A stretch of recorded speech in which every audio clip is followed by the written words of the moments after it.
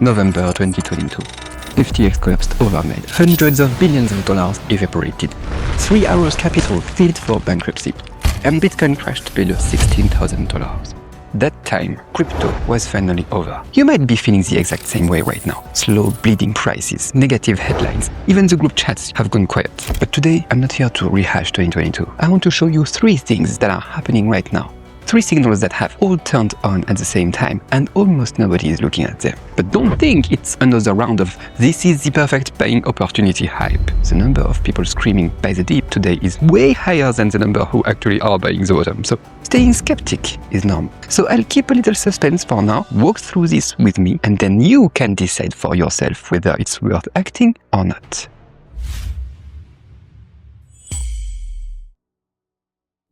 Bonjour, Cédric here. Let's start right away with the first signal. On-chain data shows that whales holding more than 10,000 bitcoins, the so-called whales. What did they do lately? They net bought over 46,000 bitcoin between June and early August this year. That's double the amount the same group bought back in March. Smart money is moving, they are acting. Simply put, while retail is sitting in group chats asking, should I just cut my losses? At the same time, the people with hundreds of millions or billions, they are, quietly, one transaction at a time, stacking more into their wallets. So you might say, okay, but whales buying doesn't automatically mean we have hit the bottom. They get it wrong sometimes too. I agree with that. In 2018, some whales tried to bottom fish at $8,000 only to watch it drop another 60% down to $3,200. So it was quite long before the real bottom formed. But you have to understand one thing. Whales, they aren't prophets. They don't see the future. You cannot treat them like oracles.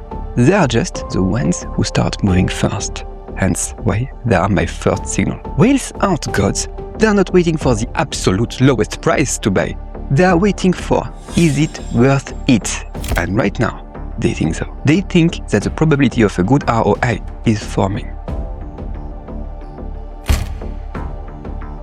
The second signal, that one is hidden inside economic data so boring most people never click on it. US manufacturing PMI for July jumped to 55.6, the highest reading since May 2022. What is PMI? Think of it this way. You ask a bunch of factory owners, how are orders this month? Do you need to hire more people?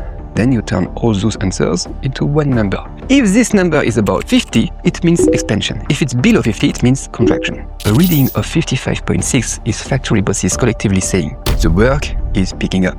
And then when you look at copper, it's even more interesting. Copper, it even has a nickname, Dr. Copper, because copper prices never lie. When industrial activity starts heating up, copper moves first. This time, copper smashed through $6.6 per pound, fueled by more than $5 trillion of AI infrastructure build-out that's devouring copper left and right. From data centers to power grids, copper is the one material you simply cannot skip. What does any of this have to do with Bitcoin? The connection is actually pretty direct.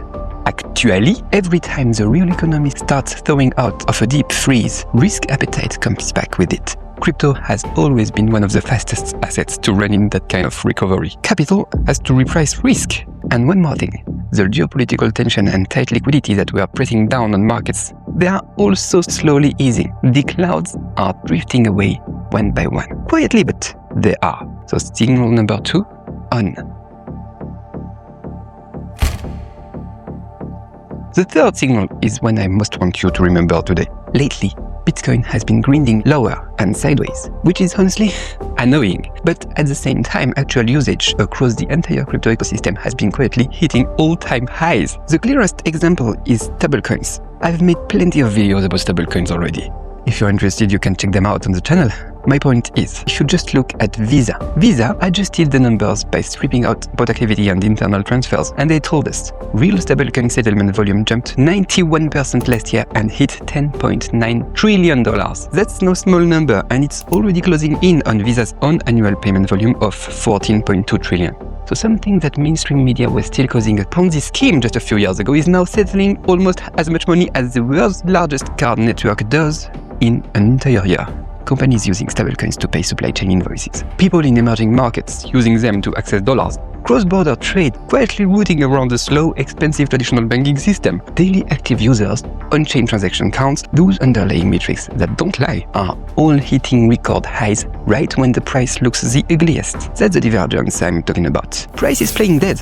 while fundamentals are exploding. So what are traditional finance giants like BlackRock and Morgan Stanley doing right now? They are not waiting for the price to stabilize before they move in. They are deliberately choosing this window when everyone else has given up, and they are accelerating the build-out of on-chain infrastructure. Signal light number 3 is also on, and it's the brightest of the 3. So now I've laid out the 3 signals in front of you. Whales buying, the economy warming up, fundamentals breaking records. 3 lights on at the same time. That combination has only happened a handful of times in the past. Every single time, people later looked back and called it a historic buying opportunity.